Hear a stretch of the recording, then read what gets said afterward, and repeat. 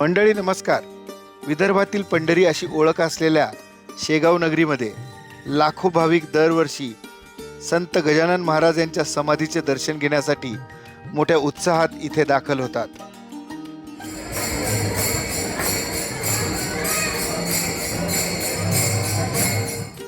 आणि इथे येणाऱ्या भक्तांसाठी महत्त्वाचा प्रश्न म्हणजे येथे राहण्याची सोय. तर या व्हिडिओच्या माध्यमातून आपण पाहूया शेगाव संस्थानमधील सर्वात मोठे भक्तनिवास 20वा भक्तनिवास संकुल याबद्दलची माहिती.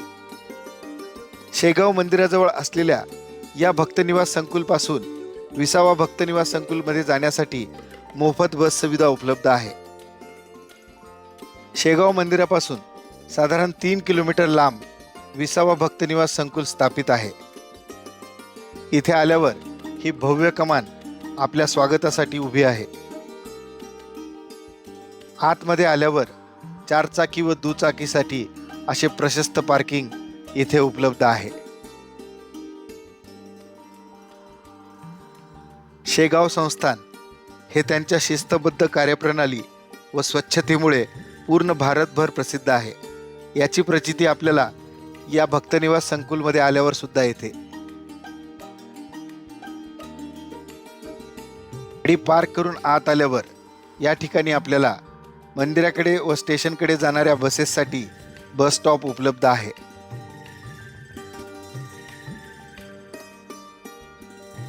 हे भक्तनिवास क्षेत्रफळाने खूप मोठे आहे, त्यामुळे याची भव्यता इथे आल्यावरच आपल्याला समजते.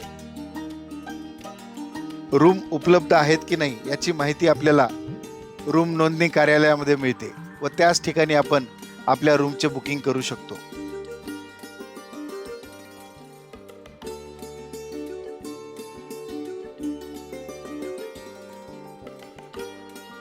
येथे असलेल्या रूम नोंदणी कार्यालयाच्या पाठीमागेच भव्य असे प्रसादालय आपल्याला पाहायला मिळते. या ठिकाणी अगदी माफक दरामध्ये येणाऱ्या भाविकांसाठी जेवण व नाश्ता संस्थांतर्फे उपलब्ध करण्यात आलेला आहे.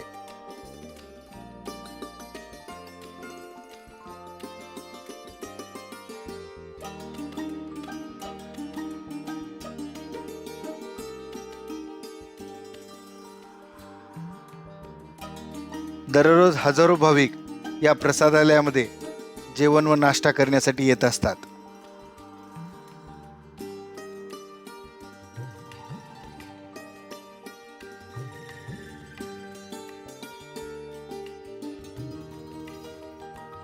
या भक्तनिवास संकुलमध्ये आपल्याला 300 रुपये, 500 रुपये व 850 रुपयापर्यंत फॅमिलीसाठी रूम उपलब्ध असतात. आणि 70 रुपयामध्ये आपल्याला डॉर्मेटरी हॉलमध्ये एका सिंगल बेडची व्यवस्था संस्थांमार्फत केली जाते.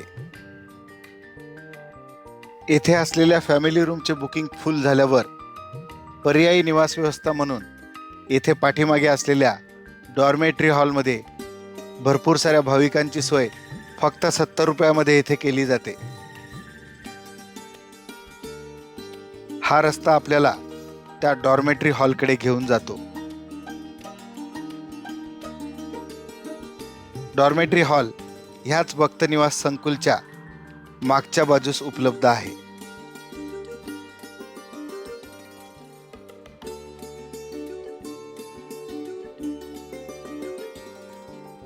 डॉर्मेटरी हॉल जवळचा परिसर सुद्धा खूप स्वच्छ व नीटनेटका ठेवण्यात आलेला आहे.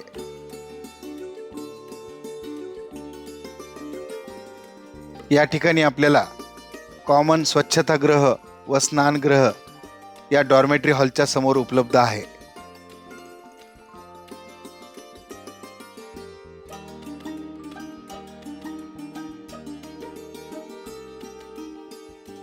या ठिकाणी असलेल्या वेगवेगळ्या डॉर्मेटरी हॉलमध्ये अशा प्रकारे बेडची व्यवस्था आपल्याला भाविकांसाठी केलेली आढळते.